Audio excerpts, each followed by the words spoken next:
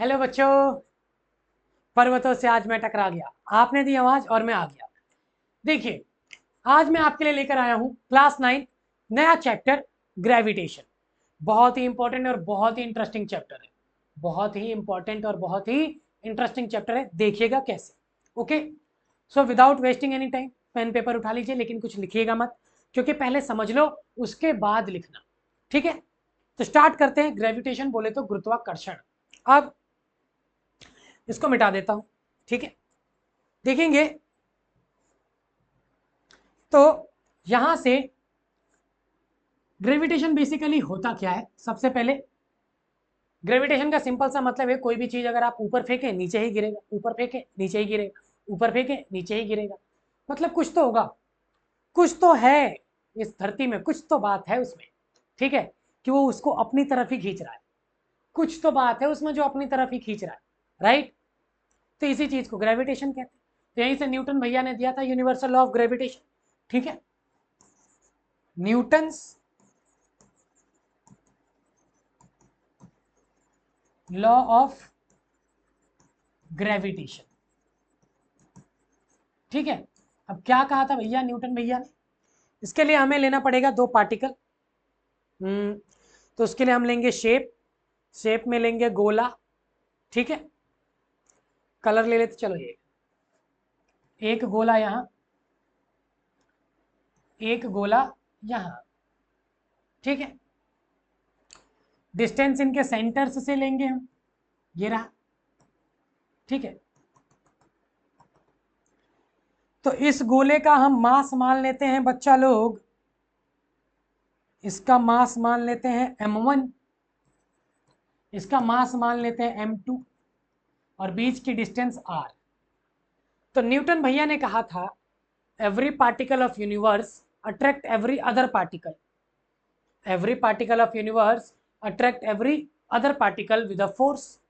तो क्या होगी वो फोर्स? अच्छा चलिए देखिए। अब भैया इस पे फोर्स लगाएगा कौन? ये तो अट्रैक्ट करेगा ना, F21, दो पर एक के द्वारा लगने वाली फोर्स। F12 एक पर दो के द्वारा लगने वाली फोर्स, एक पर दो के द्वारा लगने वाली फोर्स। दोनों इक्वल और अपोजिट होती हैं। ठीक है, तो बच्चा लोग हालांकि ये वेक्टर क्वांटिटी होती है तो हम यहाँ पर मैग्नीट्यूड लगा देंगे। हमें सिर्फ मैग्नीट्यूड से मतलब है, तो दोनों को एफ मान लेते हैं। मैग्नीट्यूड वेक्टर ये सब क्या होता है थोड़ा 11th में जाके पता चलेगा। बस ऐसा समझ लीजिए कि मैं इसके डायरेक्शन को कंसीडर नहीं कर रहा अभी। ठीक है, मैं सिर्फ मैग्नीट्यूड से मतलब रख रहा हूं। तो इस पे लगने वाली फोर्स इसके बराबर होती है। हाँ बिल्कुल सही समझे, तो ये Newton third law of motion को भी फॉलो करता है। तो इनके बीच लगने वाला जो फोर्स होगा वो डायरेक्टली प्रोपोर्शनल होगा इन दोनों के मास के प्रोडक्ट के, m1 m2, इन दोनों के मास के प्रोडक्ट के। इन दोनों के बीच लगने वाला जो फोर्स होगा बच्चा लोग, वो इन दोनों के मास के प्रोडक्ट के बराबर होगा, सॉरी डायरेक्टली प्रोपोर्शनल होगा। और इनवर्सली प्रोपोर्शनल होगा इनके बीच की दूरी के डिस्टेंस के स्क्वायर के। इनकी बीच की दूरी कितनी है? r, तो r के इनवर्सली प्रोपोर्शनल होगा, स्क्वायर के इनवर्सली प्रोपोर्शनल। ओके, तो यही कहा था न्यूटन भैया ने, every particle of universe attract every other particle with a force which is directly proportional to the product of their masses and inversely proportional to the square of distances between their centers. Okay, आप दोनों को combine करके ऐसे लिख सकते हैं m1 m2 upon R square. अब proportionality हटाने के लिए आपको क्या चाहिए होता है? कांस्टेंट। तो F equal to G m1 m2 upon R square, m1 m2 upon R square. अब जी क्या है? जी बच्चे लोग यूनिवर्सल कांस्टेंट कहते हैं इसको, यूनिवर्सल कांस्टेंट। एक्सपेरिमेंटली गोल्ड के छोटे छोटे बॉल्स लेकर प्रूव किया गया था। मंगल पे भी यही, वीनस पे भी यही, जुपिटर प्लूटो हर जगह सेम रहेगा। और जी की जो वैल्यू होती है वो होती है 6.67 इंटू 10 की पावर -11 न्यूटन मीटर स्क्वायर पर KG square, newton metre square पर केजी स्क्वायर। अब आप कहेंगे कि सर कुछ भी हवा में बता रहे हो आप। देखो यहां से जी की वैल्यू निकालो, तो एफ और आर इधर आ जाएगा और m1 m2 नीचे आ जाएगा। अरे भैया आर को इधर भेज दो, m1 m2 को इधर। एफ का ऐसा यूनिट न्यूटन, आर तो मीटर होगा तो मीटर का square, KG into KG, KG का स्क्वायर, तो न्यूटन मीटर स्क्वायर पर केजी स्क्वायर। और ये वैल्यू एक्सपेरिमेंटली आई है, ठीक है, साइंटिस्ट ने दिया है, हर जगह से मतलब एक्सपेरिमेंटली प्रूवन है। ओके, एंड ये वैल्यू कभी चेंज नहीं होती है। तो ये है न्यूटन्स लॉ ऑफ ग्रेविटेशन, जिसे आप यूनिवर्सल लॉ ऑफ ग्रेविटेशन के नाम से भी जानते हैं। ओके, नोट करना चाहते हैं तो कर लीजिए फटाफट, मैं फ्रेम से हट जाता हूं।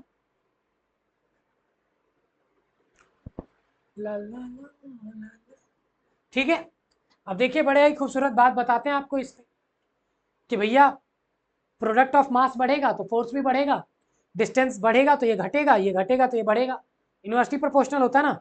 चलिए देखेंगे, मिटा दें, मिटाने जा रहा हूं मैं। तो जो एफ होता है बच्चे लोग, वो इन्वर्सली प्रोपोर्शनल होता है आर स्क्वायर के।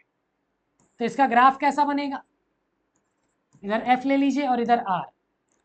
मतलब ये है कि अगर आर मैक्सिमम है तो एफ मिनिमम होगा, और आर मिनिमम है तो एफ मैक्सिमम होगा।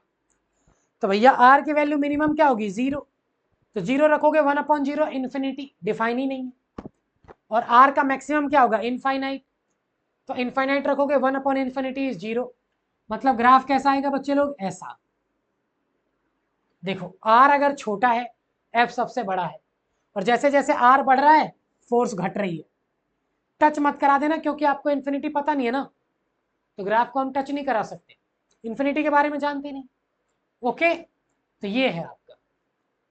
ओके बच्चा लोग, चलो इस पे एक आध मैं न्यूमेरिकल आपको ऐसे ही कराऊं तो कुछ ऐसा बनेगा। मान लीजिए कि किसी दो पार्टिकल्स के बीच में पहले लगने वाला ग्रेविटेशनल फोर्स एफ है, फिर डिस्टेंस को आधा कर दिया या डिस्टेंस को दुगना कर दिया, तो क्या फर्क पड़ेगा, चलो देखते हैं, चलो देखते हैं। ठीक है, नई डिस्टेंस को आधा कर दिया और नई डिस्टेंस को दुगना, तो दोनों वक्त क्या फर्क पड़ेगा। तो अगर मैं एफ निकालना चाहूं तो एफ इक्वल टू क्या होगा, 1/r², ये पहला था। ठीक है, अगेन मान लेते हैं फोर्स हो गई एफ डैश, और आर हमें दिया है r/2, इसका स्क्वायर। तो ये आएगा, देखो स्क्वायर करेंगे तो नीचे 4, 4 ऊपर आ जाएगा, 4/r²। तो एफ डैश क्या हो जाएगा, 4 × 1/r², और 1/r² की वैल्यू क्या थी, एफ। ठीक है, तो एफ डैश इक्वल टू कितना हो जाएगा, 4f। तो बच्चे लोग अगर डिस्टेंस को आधा किया तो फोर्स 4 गुना बढ़ गई, फोर्स 4 गुना बढ़ गई। यहां पर फोर्स है एफ, तो एफ इक्वल टू 1/r²। अब आर को दुगना कर दिया तो एफ डैश ले लो, 2r का स्क्वायर, तो 1/4r²। आप इसको ऐसे लिख सकते हैं 1/4 × 1/r²। 1/r² की वैल्यू एफ, तो f/4। तो जो नई फोर्स आई वो 4 गुना घट गई, तो आर बढ़ेगा तो एफ घटेगा, आर घटेगा तो एफ बढ़ेगा।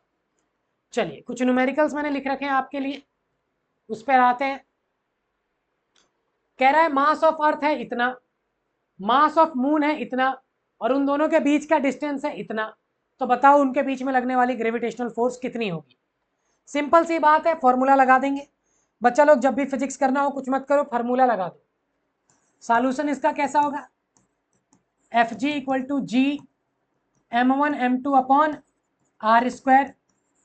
तो g की वैल्यू 6.67 इंटू 10 की पावर -11, m1 इसको ले लीजिए 6 इंटू 10 की पावर 24, m2 इसको ले लीजिए 7.4 इंटू 10 की पावर 22 डिवाइडेड बाई 3.84। अब के किलोमीटर में है तो मीटर में चेंज करने के लिए मैं 1000 से मल्टीप्लाई करूंगा, और 1000 मतलब 10 की पावर 3, और 10 की पावर 5 और 10 की पावर 3 मिलकर कितना हो जाएगा, 10 की पावर 8 मीटर, इसका स्क्वायर। अब इसके आगे आप लोग सॉल्व कर लेंगे, नहीं कर पाएंगे क्या, मुझे ही करना पड़ेगा। चलिए मैं ही कर देता हूं। देखिए बेस सेम होता है तो पावर ऐड हो जाती है, तो 10, 24 और 22 कितना हो जाएगा, 46। 46 में से 11 माइनस कर देंगे तो 6 4 10 36 बचेगा 35। 6.67 इंटू 6 इंटू 7.4 इंटू 10 की पावर 35, यहाँ स्क्वायर 3.84 3.84 10 की पावर 8 का मतलब 10 की पावर 16। ओके, अब ये 10 की पावर 16 ऊपर जाएगा तो माइनस हो जाएगा। तो अब यहां पर करते हैं F G equal to 6.67 into 6 चौके 24, 2 7 42 44, और यहाँ बचेगा 16 जीरो काट देते हैं 10 की पावर 19, 3.84 इंटू 3.84।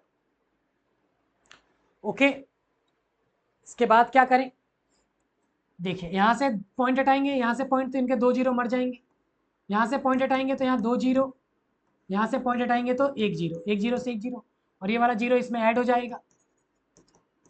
तो 6 6 7 4 4 4 10 की पावर 20 384 इंटू 384। ओके, कुछ कट पिट सकता है तो काट दीजिए, 2 से काटें तो यहाँ आएगा 2 2 2, यहाँ आएगा 1 9 2, फिर 1 1 8 6। आई डोंट थिंक अब कटेगा। 6 6 7 1 1 86 इंटू 384, 10 की पावर 20। अब कोई ऑप्शन नहीं है आपके पास, इन दोनों को मल्टीप्लाई करो, इन दोनों को मल्टीप्लाई करो, डिवाइड कर दो, और जो भी आए मल्टीप्लाई करके 10 की पावर 20 में लिख देना, और आपका आंसर आएगा न्यूटन। फोर्स के assign it Newton. Okay okay बच्चों, चलिए ठीक है, आगे बढ़ते हैं। कह रहा है M1 दिया है 80 kg, M2 दिया है 1200 kg, डिस्टेंस है 10 मीटर, तो बताइए उनके बीच का फोर्स कितना होगा, उनके बीच का फोर्स कितना होगा। Solution F equal to G M1 M2 upon R square, 6.67 into 10 की power -11, M1 80 kg, M2 1200 kg, distance 10 metre तो 10 का स्क्वायर। ठीक है, इसकी कैलकुलेशन तो इजी पड़ेगी हमें। देखिए 6.67 और मैं 1 2 3 8 इंटू 12 इंटू 10 की पावर 3 इंटू 10 की पावर -11, बच्चों 1 2 3 इसको मैंने पावर में ले लिया ना, और यहाँ हो जाएगा 10 की पावर 2, 10 की पावर 2 से इसका पावर कट गया, 6.67 इंटू 8 इंटू 12, और यहाँ 10, 10 की पावर 1, 10 की पावर 11 इंटू 10 की पावर -10। अब मल्टीप्लाई कर दीजिए, ठीक है, 6.67 8 दूनी 16 का 1, 8 एकम 8, 96। ओके, ग्रेविटेशनल फोर्स, तो 6.67 में हम मल्टीप्लाई करेंगे 96 का, 7 42 का 4, 6 36 40 का 4, ठीक है,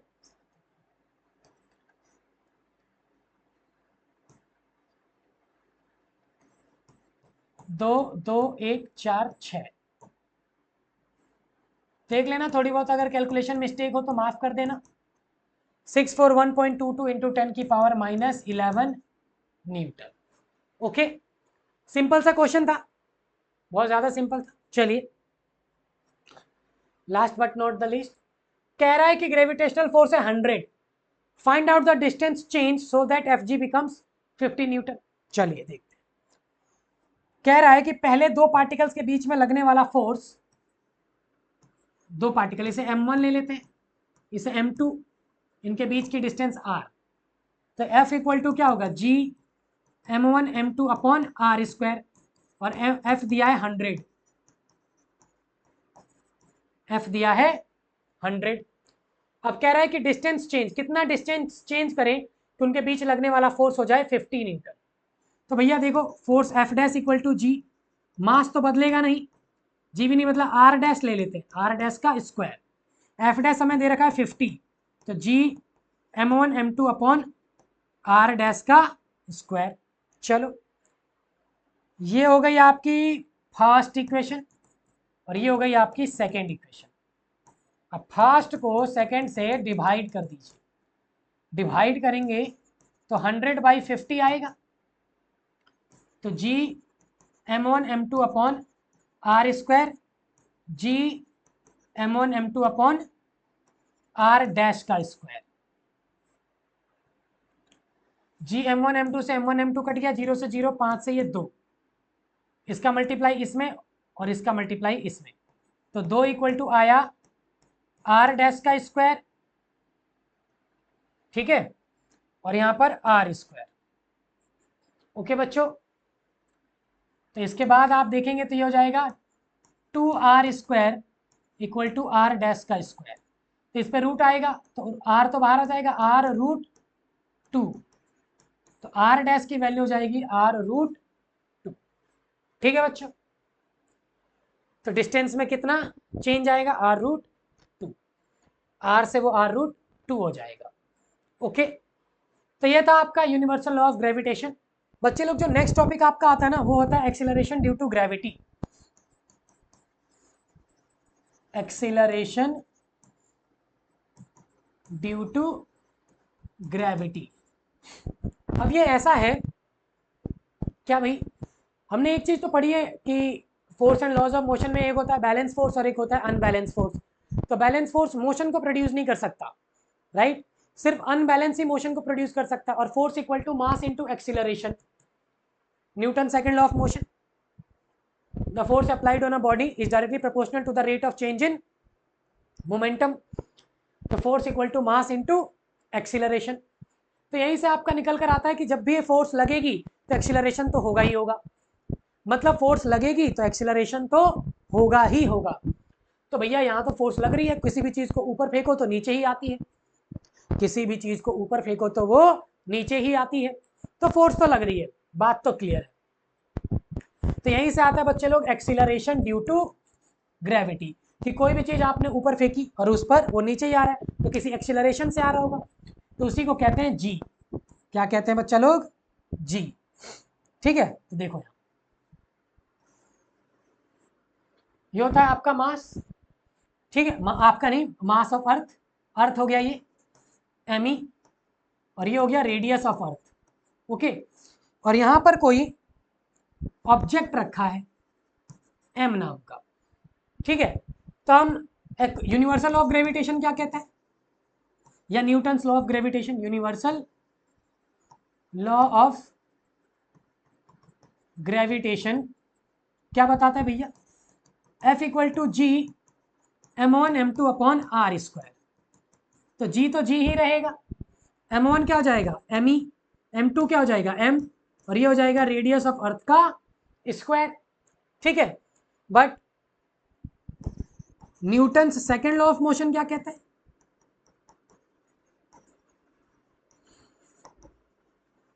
Newton's second law of motion, force equal to mass into acceleration. किसी भी बॉडी पे जितना फोर्स लगाओगे तो उसके जैसे कुछ एक्सीलरेशन होगा, तो वो कितना होगा, F इक्वल टू ma। तो भैया ये भी फोर्स है, फर्स्ट इक्वेशन, सेकेंड इक्वेशन ये भी फोर्स है, ठीक है, फर्स्ट इक्वेशन और ये second equation. So from first and second भैया जिसका LHS बराबर उसका RHS भी बराबर, ठीक है, तो हम लिखेंगे G me m upon R E square equal to M A. तो यहां से m से m मर जाएगा और बच्चा लोग एक्सीलरेशन इक्वल टू आएगा G M E upon R E square. Okay, G M E upon R E square.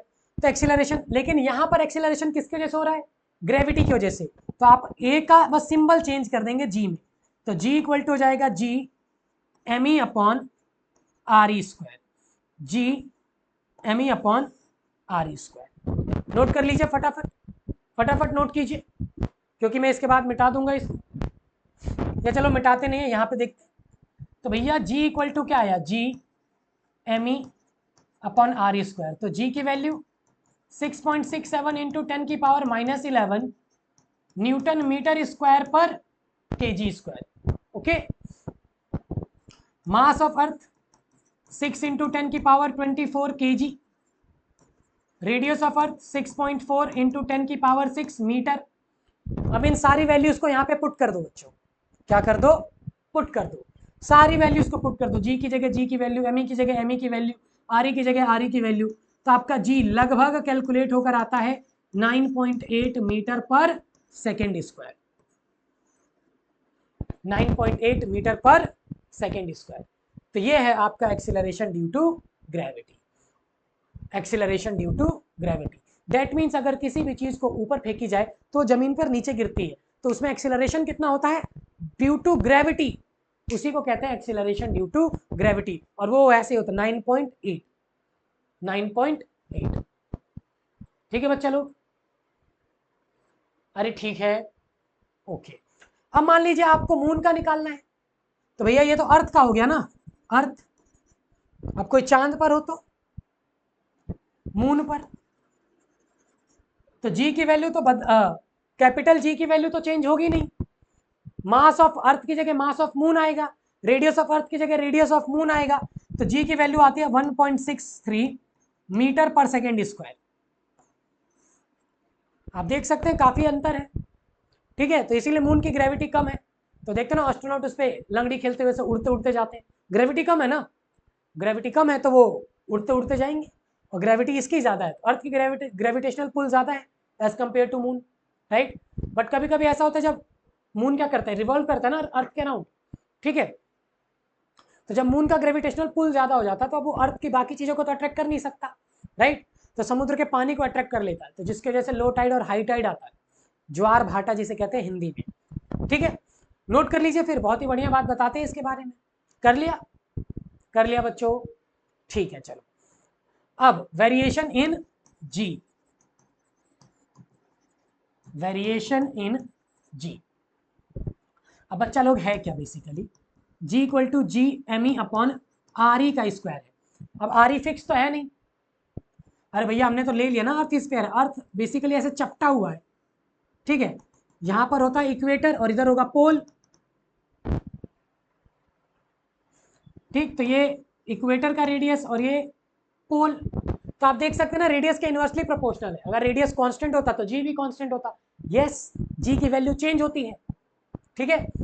R E बढ़ेगा तो जी घटेगा, और आर ई घटेगा तो जी बढ़ेगा। तो पोल ये वाला रेडियस देखो छोटा है और ये वाला रेडियस बड़ा है, तो इक्वेटर पे बच्चे लोग, इक्वेटर पे जी की वैल्यू कम होती है और पोल पर जी की वैल्यू ज्यादा होती है। पोल पर नॉर्थ पोल साउथ पोल, और इक्वेटर, इक्वेटर वो लाइन होती है जो अर्थ को दो हिस्से में डिवाइड करती है। अरे भैया ज्योग्राफी सिर्फ मैं नहीं पढ़ी है क्या, आप लोगों ने नहीं पढ़ी, ओके। अब किसी बच्चे के मन में आ रहा होगा कि सर अगर मैं यहाँ से गड्ढा करूं और गड्ढा करते करते सेंटर तक पहुंच जाऊं, तब तो आर ही जीरो हो जाएगा, है ना, क्योंकि आप तो यहाँ पहुंच गए ना। तो बच्चे लोग अब कायदे से तो ये होना चाहिए कि भाई आर ही जीरो हो जाएगा तो anything divided by zero is infinity, gravity infinity हो जाएगी, लेकिन ऐसा होता नहीं है। बेसिकली आपको ये बता दिया जाता है कि सेंटर पे ग्रेविटी जीरो हो जाती है। 9th क्लास में बस आप इसको याद कर लो, खा लो पचा लो, बात खत्म हो जाती है। 9th क्लास में आप इसको याद कर लो, खा लो पचा लो, बात वहीं पे खत्म। लेकिन बट परंतु अगर आप यहाँ पर देखना चाहें, ठीक है, तो होता क्या है, जैसे आप यहाँ पर पहुंचे ऑब्जेक्ट, तो ये देखो भाई अर्थ का यहाँ भी मास है, यहाँ भी यहाँ भी यहाँ भी, तो चारों तरफ से इसको ना अट्रैक्ट करने लगते हैं। तो ये वाला इसको इधर अट्रैक्ट करेगा, इधर अट्रैक्ट करेगा, इधर अट्रैक्ट करेगा, अट्रैक्ट करके इस पर जो ओवरऑल जो नेट लगने वाली फोर्स होती है वो जीरो हो जाती है, इसीलिए इस पर ग्रेविटी भी जीरो हो जाती है। तो फिलहाल के लिए अगर आप इतना भी याद कर लेते हैं कि सेंटर पर ग्रेविटी जीरो हो जाती है तो काम चल जाएगा, कोई दिक्कत नहीं है। ओके बच्चों, बिठा दें। अब यहीं से आता है मास और वेट, तो सबसे पहले हम समझेंगे वेट को। किसको, वेट। अब वेट क्या है बच्चे लोग, कभी आपने ये खुरापात जरूर किया होगा, जो वेइंग स्केल होता होगा उस पर उंगली लगा के ऐसे देखी होगी कि भाई क्या कैलकुलेट कर रहा है, या जब आप उस पर खुद भी खड़े हो जाते हैं तो पता चलता है ना कि वो क्या कैलकुलेट करना चाहता है, राइट। तो कैलकुलेट कर रहा है वो कुछ, तो बेसिकली ये अर्थ आप पर कितना फोर्स लगा रही है यही वेइंग स्केल कैलकुलेट कर रहा है। अर्थ आप पर कितना फोर्स लगा रही है, अर्थ आप पर कितना फोर्स लगा रही है यही वेइंग स्केल कैलकुलेट कर रहा है, ठीक है। सो वेट क्या है, फोर्स है, it is the force by which a body or object, you can say object is attracted towards the center of earth। ठीक है बच्चे लोग, तो फोर्स इक्वल टू क्या होता है, मास इनटू एक्सीलरेशन, और ग्रेविटी की वजह से जो एक्सीलरेशन होता है mg, और इसी फोर्स को क्या कहा गया है, वेट। तो वेट का फॉर्मूला हो गया बच्चे लोग mg। ठीक, एसआई यूनिट क्या होगी, न्यूटन। भैया फोर्स है ना, ये क्या है, फोर्स, न्यूटन। नोट कर लीजिए। ठीक है, फिर से बता देते हैं, जो भी आपका वेइंग स्केल होता है बच्चे लोग, वो फोर्स को कैलकुलेट कर रहा होता है। जो आप खड़े हैं तो उस पर उस समय ये धरती आप पर कितना फोर्स लगा रही है, यही बात कैलकुलेट कर रहा होता है वो वेइंग स्केल, और कुछ नहीं। तो वेट इक्वल टू mg होता है। ठीक है बच्चों, चलिए अब इसी के बाद आता है वेट और मास के बीच में डिफरेंस। वेट और ये हो जाएगा मास। ठीक है, कलरवा को चेंज कर लेते हैं। ये क्या है, वेट इक्वल टू mg। आप इसमें ये लिख दीजिएगा, it is the amount of force through which it is attracted towards the centre of earth. Mass, amount of matter present in a body. कितना मैटर प्रेजेंट है किसी बॉडी में, उसी को क्या कहते हैं, मैटर। ठीक है, इसकी एसआई यूनिट क्या होती है, न्यूटन, बोले तो n, और इसका क्या होगा, किलोग्राम, बोले तो केजी, बोले तो केजी। अब यहां से आप क्या करें कि भाई वेट जीरो हो सकता है, yes, if g is zero then weight is zero. हो सकता है कहीं ग्रेविटी जीरो हो। Mass, it can never be zero. ठीक है, g चेंजेस, वेट चेंजेस। ठीक है, मास रिमेन्स कांस्टेंट। ठीक है, जी की वैल्यू चेंज तो वेट चेंज, मास तो हमेशा कांस्टेंट ही रहेगा। ओके, तो ये था बच्चे लोग वेट और मास के बीच में कुछ डिफरेंस, और वेट को बहुत अच्छे से समझाया भी। अब मान लेते हैं जैसे कोई कह दे कि भैया 1 kg का मास है, उस पर कितना फोर्स लग रहा है, उसका वेट कितना है, तो 1 × 9.8, तो 9.8 न्यूटन का फोर्स लगेगा उस, और यही उसका वेट होगा। मतलब जो आप वेइंग स्केल पे देखते हैं ना 56, वो न्यूटन है, फोर्स है वो, किलोग्राम नहीं है। ठीक है, अब किलोग्राम नहीं, मान लीजिए आप आपका वेट कितना आया 56, या मास इंटू 9.8, तो 56 डिवाइडेड बाई 9.8 आपका मास निकल जाएगा, amount of matter. Mass moon पे भी यही होगा। ठीक है, मास कभी चेंज नहीं होता, क्योंकि वो इन सब बातों पे डिपेंड ही नहीं करता। मास चेंज होगा वो, लेकिन आगे की कहानी कभी और देखेंगे। ठीक है, तब तक तो हो सकता है दुनिया में प्रलय आ जाए, हम पढ़ाने से बच जाए, आप पढ़ने से। नोट करना चाहते तो कर लीजिए।